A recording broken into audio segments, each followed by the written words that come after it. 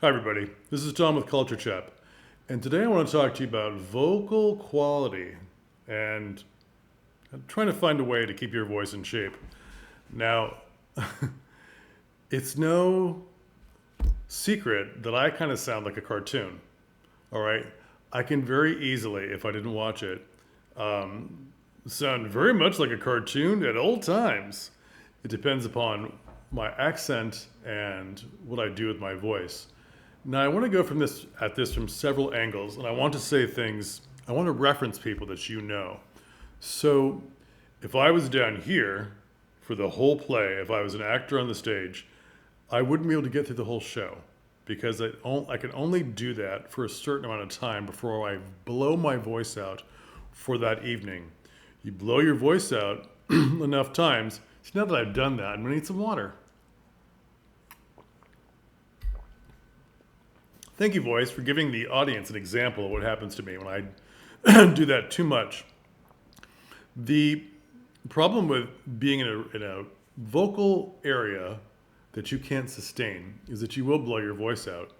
Now, I grew up in I grew up doing film, not as a super film actor, but it was more like, hey, all the kids are going to go be extras in this film. And I grew up in the San Francisco Bay Area where there was a lot of Disney films being filmed. And, you went for like 2 days' work to be in a crowd scene. So it was lovely.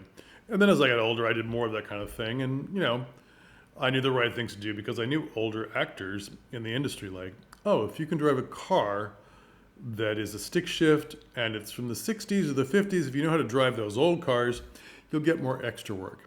Oh, if you have proper clothing or a variety of clothing that you can bring to the set, you'll get more time, you'll get more money, on and on and on. So often when I was on these stages, they'd say, oh, your voice. Are you an actor? I'm like, no, no. And even though I have been doing some local commercials just using my voice, but they said, oh, you should be. I'm like, I don't want to be that part of the industry. I like this, I like that. I like being behind the scenes, except for now on YouTube. I would rather direct. I'd rather write plays. This is what I'd rather do. But often, to get more money or to have the job longer, I would be someone who would be a part of the voice in the crowd, literally using my voice. And that led to other vocal things for other different companies, mostly big companies who do cartoons. So, and in those things, there was a lot of screaming. So, a lot of like action cartoons, because a lot of cartoons are full of action. And I would blow out my voice, which meant that doing that and saying, I can do it, yeah, I can do another week of work, that's great. And then having to leave after 2 days because I blew out my voice from screaming, doing what they asked me to do in this crowd, that's not good. I should have known what I was doing. So I should have known that I didn't have enough education about my voice, and doing those things that they wanted would hurt me in the end. So now, when you hear an unusual voice, say on TV, maybe you're watching Will and Grace and you're listening to Karen. Well, that actress has said that she can slip into that timbre, that sound of Karen very easily. It's very close. It doesn't stress out her voice. It doesn't hurt her vocal cords. She can still sing, but she is a trained singer. She's had a lot of vocal training. So have you? If you haven't, you should get some. If you want to do things in different, not different accents, but different sounds. If you watch The Big Bang Theory, Bernadette, she said she grew up imitating her mother to do Bernadette's voice because she doesn't speak that way in her normal life. She grew up imitating her mother so much, and she had her own vocal training as an actress, that she can do hours and hours as Bernadette in that voice and not damage anything. She knew where to hit in the vocal range so that it wouldn't damage her. Now, an actress I worked with is Stephanie Beatrice. She was at the Oregon Shakespeare Festival when I was. And if you watch her on TV, in the, no, I'm going to lose it, Reno 99, I think that was her show, I'm sorry. And she used that lower voice as Rosa. Well, she wasn't the lead And she knew how to place that voice to not damage her vocal cords, but she doesn't normally speak like that.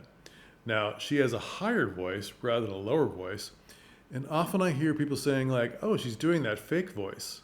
Well, if you've seen Encanto, that's a whole film where she's the lead, and that's her real voice. That's her real timbre. Okay? Don't point fingers unless you know what their real voice is. But the other one, had she not had training, and talking down here, could have messed up her vocal cords. Not permanently, but for the day. You see what I mean? And men, if you are in an action play, an action show, and you have to scream, you need to learn how to scream correctly because men can blow out their voices very easily. Now, a bunch of us, because the Oregon Shakespeare Festival, I'm so sorry, hay fever in the winter with scratchy nose. The Oregon Shakespeare Festival is very close to where actor Bruce Campbell works. And Bruce Campbell, for years, made his living in horror films, hilarious horror films. And being friends of people at the festival and coming to see our shows, he would have these little impromptu male scream classes, which were so good, but so important on where to place your voice during these kind of action sequences. Now, I think what blew out my voice was prolonged screaming, okay? Whereas a lot of men in these things, it's just a quick one, you know? Again, it depends.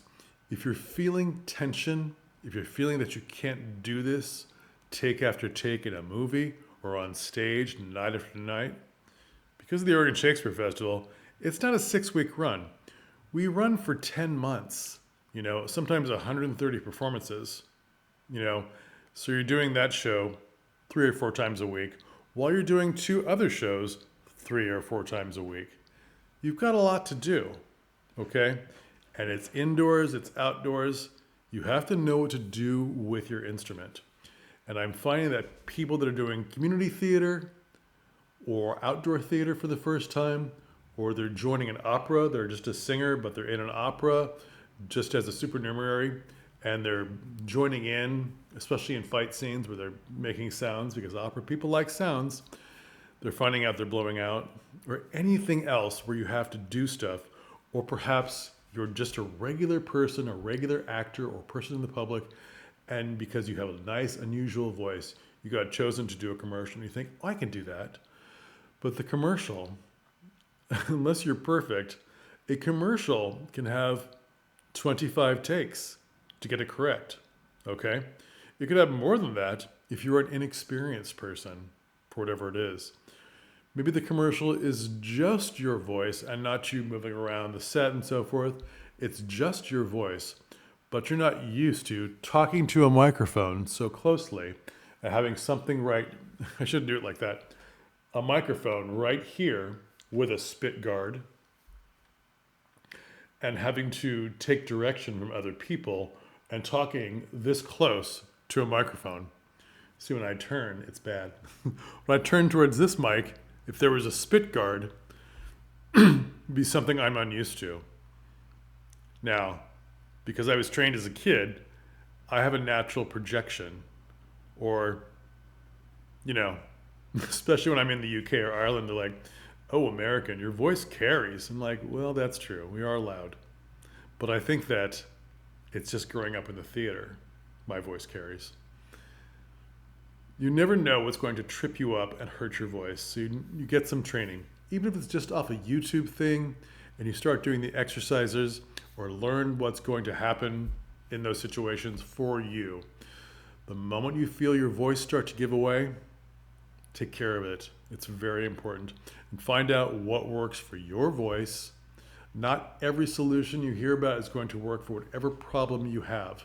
Sometimes it's too dry. Sometimes it's too cleggy. Sometimes it's clogged with phlegm. Sometimes your voice is in your head and you can't really hear yourself correctly. Or sometimes you're completely thrown because you have to wear headphones while you're doing it and you're very unused to that. Or the really bad one, you hate the sound of your own voice, which people say is a problem people have because the way our ears are shaped. This is scientific now. It isn't my opinion, it's scientific. They say that the way our ears are shaped, we are unused to focusing on our own voice and the sound it makes. So when we see or hear recordings of ourselves, we don't like it. All right? You have to get rid of this feeling. You must get rid of this feeling if you're going to do this at all. If it surprises you because this is your first time, find your way through it very quickly. You're being paid to perform. Even if you're not a professional, fake it. Act like one. I'm a professional. I'm not cringing at the sound of my own voice. Trust me, I get a lot of people saying, I like the sound of your voice. That's not my ego talking, that's just fact. But as a teenager, I hated this sound. I thought it was very strange, very 1950s. That's the way I heard my voice, even though I don't speak like that.